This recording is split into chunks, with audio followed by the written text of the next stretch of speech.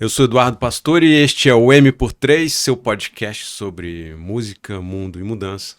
Essa é a segunda parte de um episódio de um encontro muito interessante com o professor Everaldo Pastore, arquiteto, mestre em urbanismo, ativista, físico, teórico, provocador.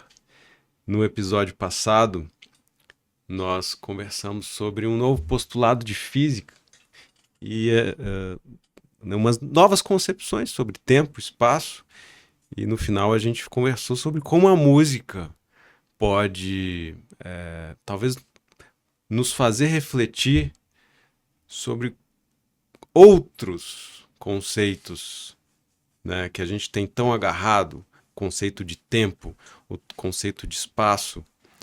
Então, professor Everaldo, mais uma vez, seja muito bem-vindo. Grato. A gente quer ouvir mais sobre essas ideias tão provocadoras, porque elas podem estar na gênese de uma outra concepção de mundo. Eu acho que o nosso encontro é muito resultado de uma fala minha com você, há algum tempo atrás, dizendo que o absoluto era um movimento. Correto, eu me lembro disso. Né? E é em cima do movimento que a gente pode aprimorar muitos dos nossos conceitos, muitas das nossas visões de mundo. E não acho que a gente tenha uma só. Eu acho que nós temos várias perspectivas e que elas se sucedem na medida em que você vai incorporando uma coisa nova. E a ideia de que não existe nada pronto, nada é. Tudo está. Né? O que significa que uma coisa que parece eterna, daqui a pouco não é mais. E que a gente tem que acompanhar isso. E tem que imaginar que nós podemos construir, né, perspectivas novas, um mundo novo, né, e que nós podemos evoluir em todos os sentidos. Né. E uma coisa que eu falei originalmente para você, de uma forma muito rápida, que é a inexistência do espaço, né? Eu não me lembro de ter visto em lugar nenhum ninguém dizendo que o espaço não existia. Eu também não. Então, mas talvez eu tenha me precipitado. O espaço, ele é uma representação, isso é importante, né? E é uma representação do mundo da geometria. Ele é tão existente quanto o ponto, quanto a reta ou uma linha, né, da geometria. Então eu até, se você me permite mostrar isso. Com certeza. Você tem aqui uma representação ou de uma estrela ou de um cruzamento de duas linhas. É um ponto. Você vai falar, mas no mundo real existe ponto? Alguma coisa que seja tão infinitamente pequena que não... Lógico que não. O ponto é uma abstração. Existe uma chance de você deslocar o ponto e transformar ele numa linha. Isso na geometria. Essa linha também tem, que a gente associa a ela uma dimensão, né? Isso tem uma dimensão. Quer dizer, você pode medir a linha em metros, em quilômetros, mas ela não existe, a linha. Ela é uma representação de uma estrada ou representação de um percurso, né? Então, tem que separar o que existe do que a sua representação. Maravilha. Então, se você deslocar a linha, você tem a noção de superfície, de plano. Você deslocou. Agora você pode associar ao plano duas medidas, né? Que normalmente a gente fala, isso é uma figura de duas dimensões, né? Uhum. Se você deslocar o plano, você consegue a representação do campo. Entendeu? Você consegue representar com o espaço. Neste sentido, o espaço é só uma representação. Ele não é real, não é do domínio do real. Agora, eu posso associar mais alguma dimensão? Eu posso fazer essas três eixos, né? Se movimentar no espaço. Eu posso associar a ele um movimento e ter mais uma dimensão, ou ter mais 10, ou ter mais 1000 dimensões. Então, as dimensões não existem associadas às coisas, nós as criamos como forma de compreensão, apreensão. Tá? Então, aí se desmancha a ideia de que o espaço é real. Né? O absoluto. Então, o que existe é uma representação do campo. Agora, o campo é real. O campo é real. O campo é real. E o campo é gerado pela matéria. E a gente pensa assim que existe o espaço e o mundo dentro, o universo dentro do espaço. Não, não. Existe o universo e o espaço que ele cria, que na realidade é o campo. E existe som no campo? Todo o tempo. São ondas de som. Todo o tempo. É a mesma coisa que perguntar se existe energia no universo. Tudo. Né? O som é uma das manifestações da energia que nós transformamos em códigos. Interessante. Nós transformamos em códigos. A fala, a cada palavra, é uma chave de identificação dentro de uma estrutura de comunidade. Uma palavra tem um significado que significa para todos. É uma codificação. E os sons? Os sons não obedecem os mesmos princípios da fala. Obedecem outros princípios. O som mexe com alguma coisa que não está no domínio da vigília, está no domínio do inconsciente. Né? Ele é mais interior à nossa existência. Né? Quando você fala em codificação, me lembra muito como que uma música ela pode ser usada como mensagem que atravessa décadas, ou talvez séculos, ou talvez apenas um dia, né? Hoje o Spotify carrega 60 mil músicas por dia que são carregadas. Eu ouvi esse dado, né, em outro dia. Qual é a capacidade da gente usar a música como mensageiro de códigos para frente, né, para um tempo que não é o nosso? E como é que você entende isso na sua representação de movimento? É uma pergunta curiosa. Seria assim, como é que a gente pode dar um recado? Como é que dá um recado? Eu acho que é planejamento, né? Não é porque eu sou mestre em planejamento, mas eu acho que você pode.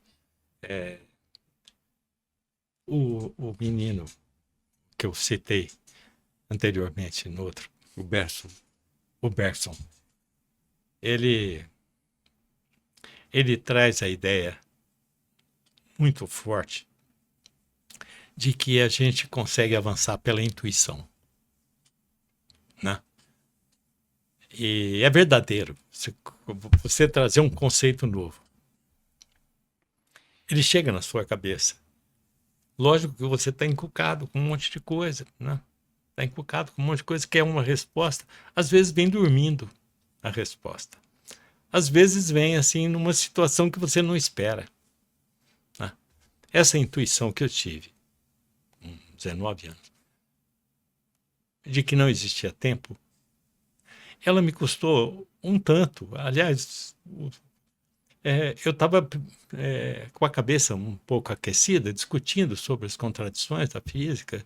A física é ondulatória, a física é de partícula, e eu estava vendo a contradição que aponta Einstein sobre os gêmeos, né, que se um se tiver em deslocamento, que depois acho que ele abandonou quando ele fala na relatividade geral. Mas essas contradições, essas preocupações que ficam na cabeça, aí para mim veio uma solução. Ah, que bobagem, era só desmanchar a ideia do tempo como realidade.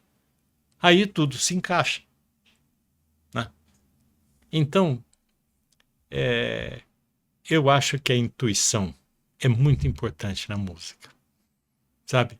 A música pode nos dar chance de antever arranjos e movimentos e que pode atingir, né, melhor, né, a sensibilidade das pessoas. E eu acho que nesse sentido a música é também uma construção. Se falar que é só uma construção é mentira, né? Porque ela é preenche de desejos, ela é preenche de vontades, de sacadas, de coisas que acontecem sem querer, né? Na música isso está muito presente. Claro. Então não sei se eu respondi a sua pergunta. Respondeu. E me abre outras provocações, porque a música pode ser uma... Ao mesmo tempo que ela carrega um significado racional, né? Há uma mensagem ali que pode ser colocada em palavras, ela também carrega uma mensagem emocional, né? A emoção, segundo aquele autor que eu também citei, o Michael Spitzer, e outros também vão falar sobre isso. A emoção, ela primeiro surge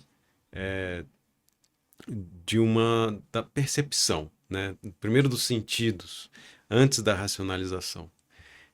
E essa emoção que a música provoca é fruto, né, do que a gente está primeiro sentindo. Às vezes é uma sensação física do bumbo tocando no corpo, ou da vibração de uma melodia no cérebro. É engraçado porque eles falam, às vezes uma pessoa carrega uma melodia durante toda a vida dela, né? Uma melodia que vai ser muito importante e que ela vai se lembrar em diferentes momentos da sua vida. E cada vez que ela ouve aquela melodia, é como, né, o homem que nunca olha para o mesmo rio, né, da mesma forma, porque o rio não é o mesmo e o homem não é o mesmo. Então, quando a gente ouve uma melodia no futuro, nós não somos a mesma pessoa, e a gente cria outras memórias. E aí um terceiro nível é quando a gente já ouviu aquela canção, ouvimos uma letra e começamos a pensar sobre ela. E aí vai criando memórias mais permanentes e que tem mais significado, né? É o significado que preenche, né, a gente. Tudo isso a gente está formando uma ideia de mente aqui, professor. Uma ideia de consciente. E você aborda na sua ideia sobre física que os conceitos universais sobre tempo, espaço, eles ocupam uma banda muito importante na nossa consciência. É possível desfazer essas representações esses símbolos? O que nós podemos conversar sobre isso? Eu acho que é perfeitamente possível. Perfeitamente possível. E eu acho que desmanchar isso é uma obrigação nossa. Desmanchar os conceitos que estão enraigados e que não nos deixam saltar, né? Acho que eu tenho uma ideia um pouco contraditória sobre o nosso estado de vigília, que é a nossa consciência. Quando nós É o estar acordado. estar acordado. Eu acho que estar acordado é você trazer aquilo que te foi colocado, né? Consciência não nos pertence, pertence à sociedade. Ela é fundamental para a sociedade, a nossa consciência. É só assim, através da consciência, que nós nos reportamos às pessoas, nos associamos, fazemos partido político, fazemos trabalhos, fazemos agricultura, fazemos através dessa condição de consciência. Mas eu acho que para o ser não é a consciência que é a mais importante em nós. O que é? É uma unidade que se dá entre o inconsciente e a consciência. Isso só se opera dormindo. Então é nesse momento em que você leva para dentro todas as suas impressões que o mundo te trouxe. Então, quando você dorme, você busca um estado de equilíbrio. Você repassa as emoções do dia, entendeu? Você sonhou com uma pessoa que você conheceu uma pessoa à noite, você vai ter dela, né? A memória afetiva, em qual instância eu coloco essa pessoa que eu conheci? É a noite que você a reconhece. Então, é esse momento de equilíbrio que é tão fundamental. Por isso que o sono não deve ser perturbado. Entendeu? Quando a pessoa está dormindo, deixa ela dormir, que é o momento que ela precisa ficar inteira. Ela está lá consciente e inconsciente juntos. Lógico que isso é para cada um. Agora, para o coletivo é importante a sua consciência, para o mundo, essencialmente. Isso tudo que você me fala remete às falas do neurocientista o Siddhartha Ribeiro, que, né, estuda o sono e o sonho. E ele fala que o mundo está em uma grande crise de insônia. Nós não dormimos enquanto sociedade. É incrível isso, é incrível. O Siddhartha fala. E não dormir nos gera muitos problemas, porque é no sono que ocorre a restauração. E nós também, enquanto sociedade, desaprendemos a compartilhar os sonhos. Nós não nos lembramos do que a gente sonha e nós não compartilhamos. Sociedades originárias, ancestrais, tinham um hábito muito arraigado de compartilhar o sonho. E uma coisa que ele fala também, e você já falou sobre isso no episódio passado, a gente gostaria de retomar. O Siddhartha fala que é no sonho, que ele chama de oráculo preditivo, né, que os mamíferos têm, os mamíferos sonham, e aquilo o cérebro vai repassando o que aconteceu no dia, e nós muitas vezes encontramos nos nossos sonhos seres amados que já se foram, que já faleceram. E ele fala assim, olha, se eu hoje, quando sonho com minha avó que já faleceu, aquilo me deixa muito até perturbado durante alguns dias, né? E ele fala, eu tenho acesso a uma tecnologia, né, que a gente estuda neurociência, o cérebro, o que acontece no cérebro. Imagina um ancestral, um antepassado lá há 80 mil anos compartilhando o encontro que ela teve com alguém que já se foi. E ele diz que daí começa a surgir uma noção de religiosidade com a espiritualidade, encontro com algo que não está no mundo físico. Então, eu queria que você encontrasse aí a partir da fala do Siddhartha, como é que você entende a ideia da consciência e da religião? Então, eu falei que é dormindo que a gente fica inteiro, né? Muitas das soluções que a gente traz dos sonhos, né, são importantes para a vida, né? E eu acho que o Siddhartha talvez trate um pouco disso, né? Que quando você sonha, você pode antecipar coisas, né, a partir de uma intuição, né? A partir de uma intuição. Então,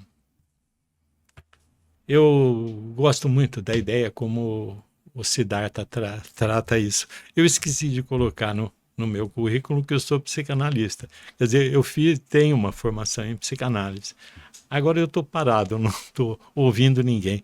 Mas eu acho que esse papel que a gente abandonou de contar os sonhos num coletivo, num grupo, na realidade você contava os sonhos para quem te ajudava a interpretar o significado que esse sonho tinha, né? E, de certa forma, apaziguar um pouco o seu espírito, né?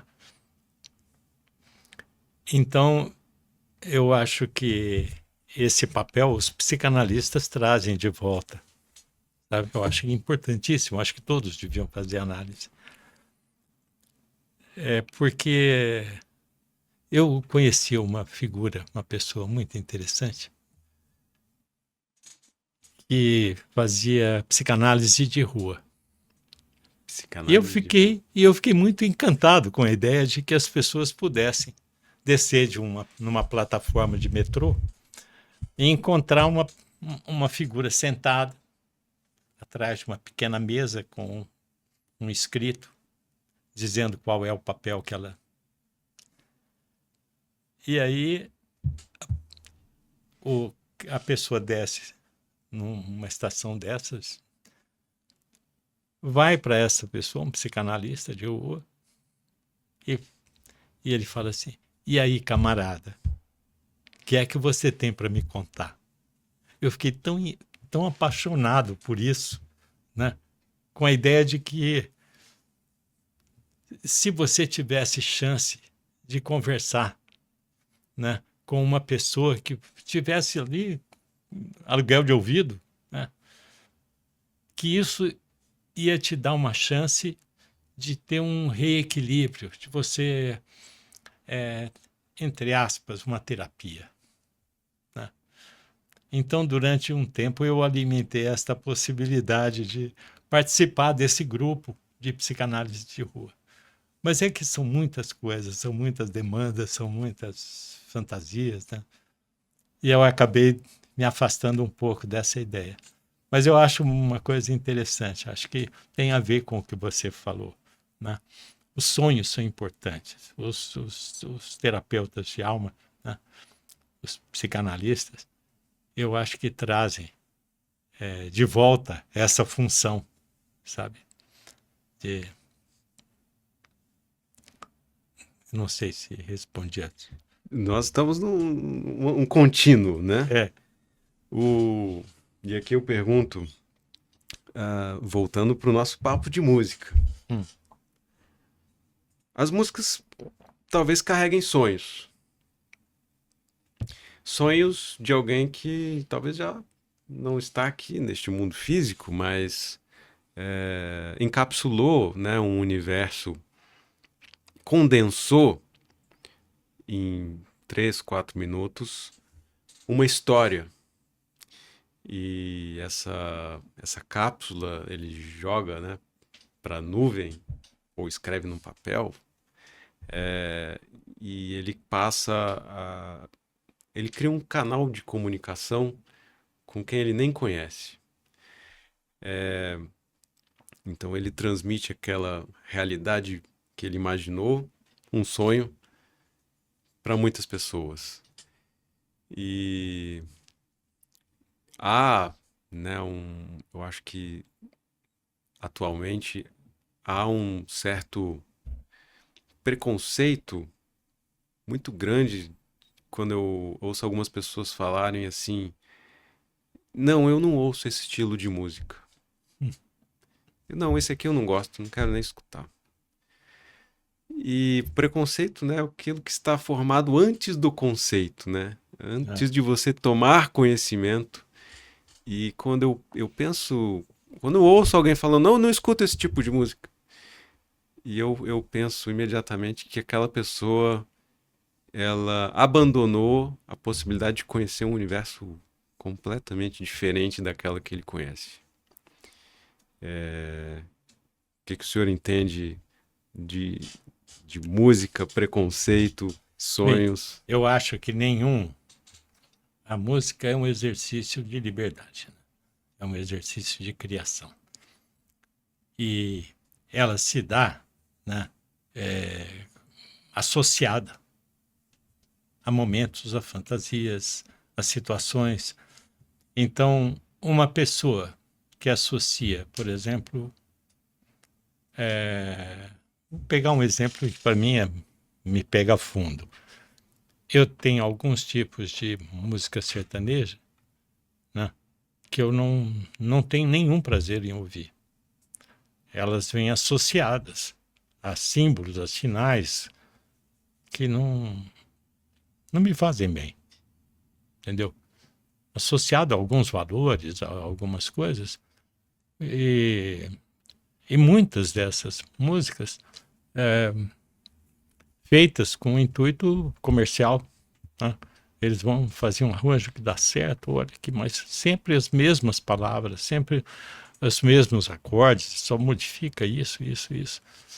Então, dizer que a música pode acontecer independente dessas associações, não. Principalmente as que a gente ouve no rádio, na televisão. Antigamente tinha, que eu me lembro quando era menino, se um cantor fazia uma música, ele pagava o que eles chamavam de jabá para tocar. Ainda existe. E com Ainda muita existe força, com né, muita Igor? força.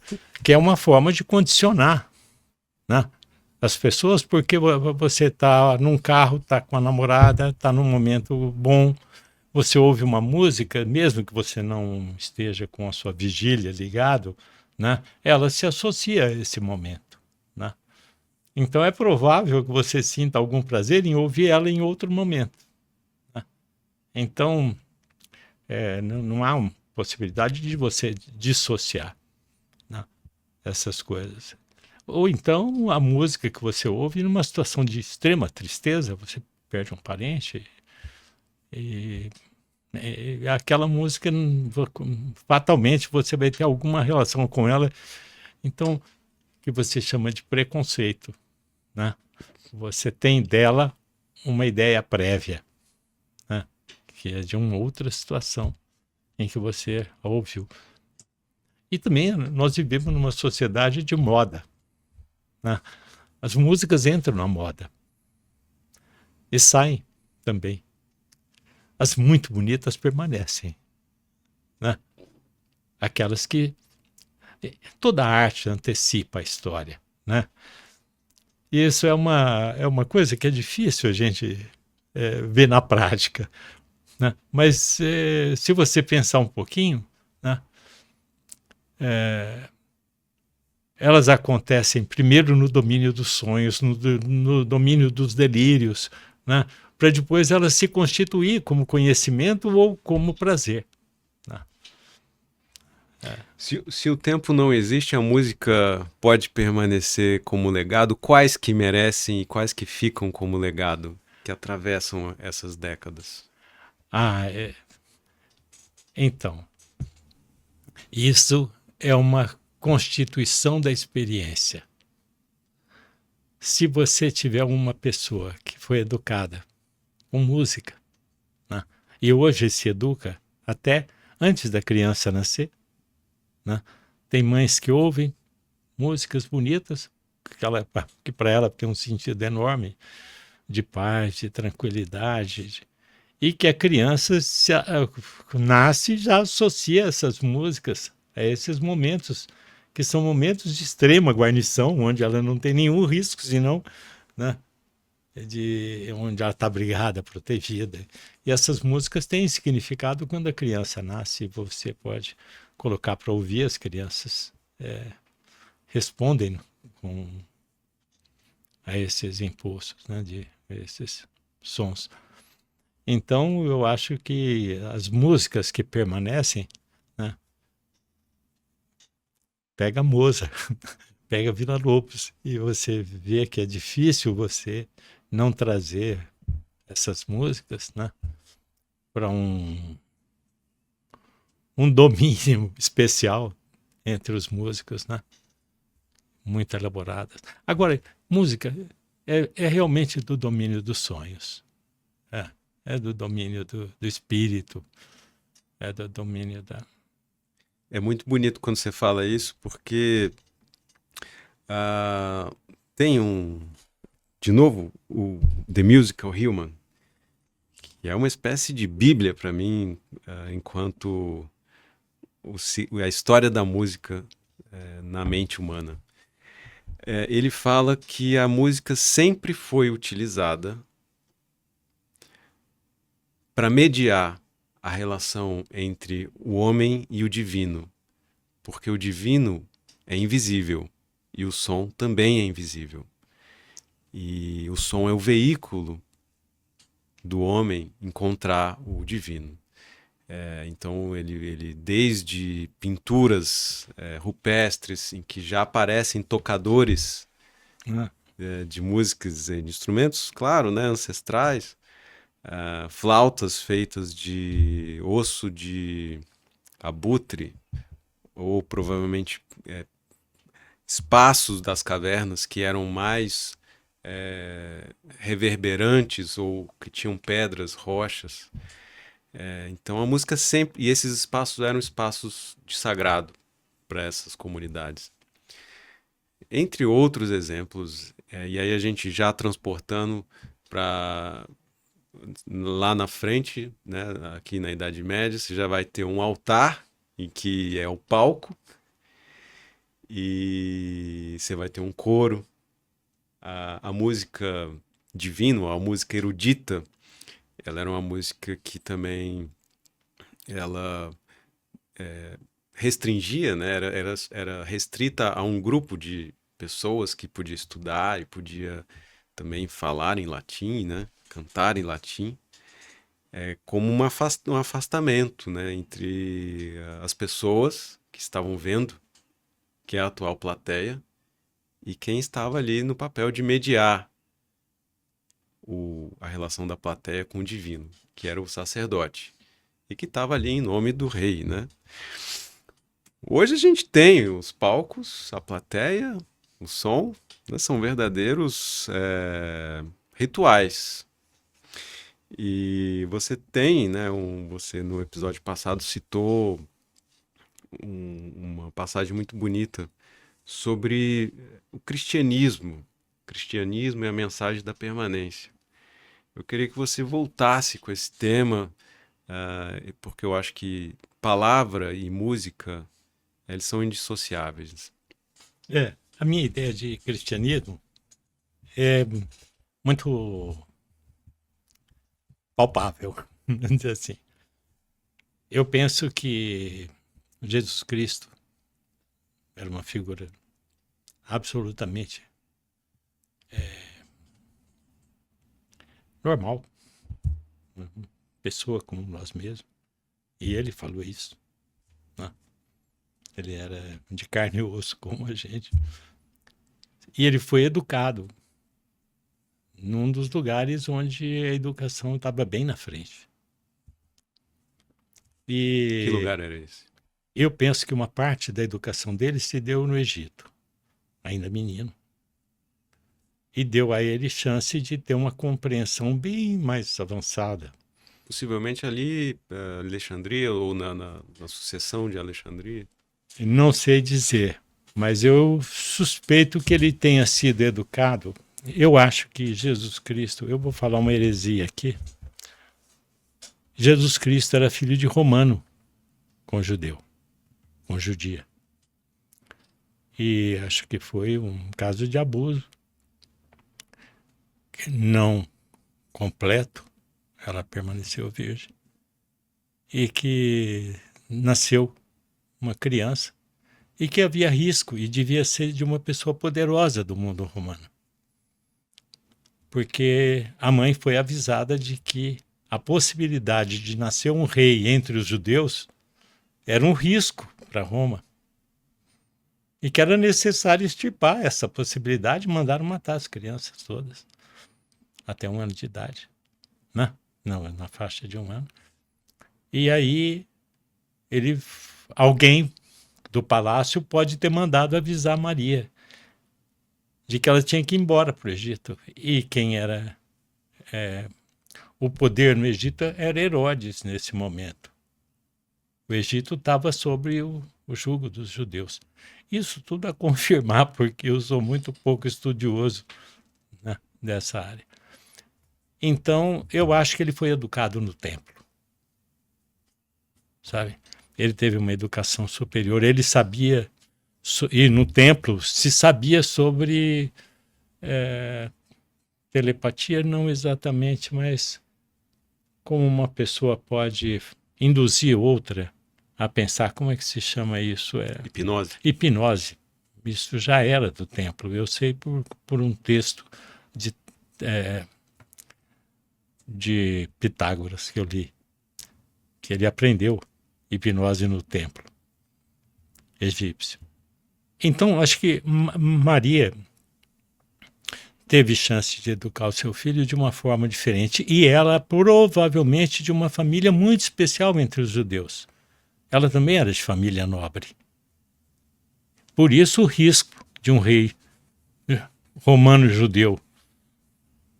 Então, ele num dado momento da sua juventude, ele falou, ele teve esta antecipação, essa intuição. Puxa, nós somos efeitos de fala. E a fala é de um domínio do espírito. A fala não é palpável. O que permanece entre os homens é a fala. Daqui a pouco nós vamos embora. Eu vou embora muito mais cedo que você, mas eu sei que a fala minha vai permanecer. O que é entre os espíritas? É você reencarnar a pessoa. É emprestar o seu corpo a uma ideia, a uma fala. Você reencarna uma ideia. Então nós sempre reencarnamos ideias daqueles que se foram. Nós somos uma projeção de cultura, né? Então ele teve essa síntese naquele momento. Eu disse, meu Deus, o conhecimento é o meu pai. A verdade é meu pai. E só há uma maneira de eu ser eterno. É eu preservar a vida, porque a vida é o suporte do espírito. Nesse sentido, todos nós somos irmãos. E ele verbalizou isso. Ele falou, olha, eu sou filho da palavra. Eu sou filho de Deus. Vocês são meus irmãos. E nós temos que construir um outro mundo que não seja calcado nas guerras, que não seja calcado na hipocrisia, na riqueza. E ele combateu a riqueza porque a riqueza tomava das pessoas aquilo que elas tinham de mais importante, que era o amor. Ele falava, é com o amor que nós vamos construir um mundo permanente, aquele que não deve se desmanchar. A eternidade é nossa responsabilidade. E você só vai ter a graça se você fizer com a vida essa identidade. Se você tiver na vida essa identidade. Então é uma coisa engraçada que a gente fala do pecado original. Pecado, antigamente, tinha um significado de ignorância. E todos nós nascemos ignorantes, como filho de um coelho, de um cachorro. Nós nascemos animais. Nós só temos acesso a Deus, ou seja, a sequência de conhecimento que se desenvolveu na história, né? A permanência, nós só temos acesso com a palavra. Então você batiza. O que é batizar uma pessoa? É emprestar para ela a ideia de Cristo, a ideia de que nós somos responsáveis pela eternidade. Nesse momento, ele se torna cristão. Então, tem a figura do pai, do filho, que é a semente biológica, e aquilo que não passa pela carne, aquilo que só passa através da palavra, que é o batismo, que é o Espírito Santo, que é representado por uma pomba, que é diáfana, por uma pombinha branca, que é aquilo que é imaterial, que é o espiritual. Então, eu penso que a permanência, né, que você perguntou, é o que há de mais sagrado para nós cristãos, né?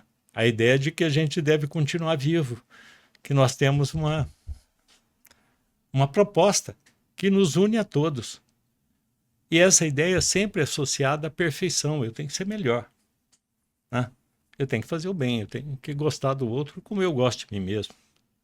É só assim é que a gente pode construir um mundo permanente, né? E agora incluindo a questão da natureza, porque nós descobrimos que a natureza está dando sinais de falência, o conjunto, né? E eu quero voltar, fazer uma leitura disso que você falou, voltando para a música. Tem um filósofo que se chama Emerson Facão, e ele diz que quando você percebe que uma outra pessoa ouviu a mesma música que você ouviu e ela sentiu as mesmas coisas que você sentiu, é justamente neste momento, né, que ocorre o contato com a alteridade, em que a gente percebe que a gente não é tão diferente assim. E que nessa troca há espaço de conversa. E é nessa conversa que existe a possibilidade de transformar o mundo. Eu fico muito assim, curioso em quando uma música modifica muito rapidamente um ambiente, né? A nossa própria percepção, a gente muda ela. Quando começa a tocar 2 acordes, a gente já percebe a vida de um jeito diferente. Então, fazendo um resgate do que você fala, eu queria que você comentasse como que a música pode ajudar a levar essa ideia de permanência um pouco mais longe, porque acho que nesse momento de vida... O cristianismo trouxe sempre a música como esse envoltório importante, né, da condução do espírito, né? Então, não estou sugerindo que sejam feitas músicas sacras, mas eu acho que a música, acho que nos permite caminhar com muito mais identidade. Eu tenho vou lembrar uma música que é do meu tempo de juventude, que é a música do Geraldo Vandré, né? É uma música que se constituiu num hino dentro dos movimentos sociais, né? No momento em que operários, estudantes sentiam que era necessidade, né, avançar com a história, né, em cima do modo de produção vigente, né, das forças retrógradas, né? Essa música empolgava, você precisava ver que coisa engraçada, né? As pessoas cantavam. É aquela caminhando e cantando. Exatamente. É uma música linda. E fora isso daí, quando você vê uma menina subindo no pódio, né, pegar uma medalha de ouro e que tocou o hino nacional, né? Bem, o hino nacional não é, vamos dizer assim, do ponto de vista da qualidade musical, qualquer coisa que seja especial. Mas ele nos toca. Nos toca, né?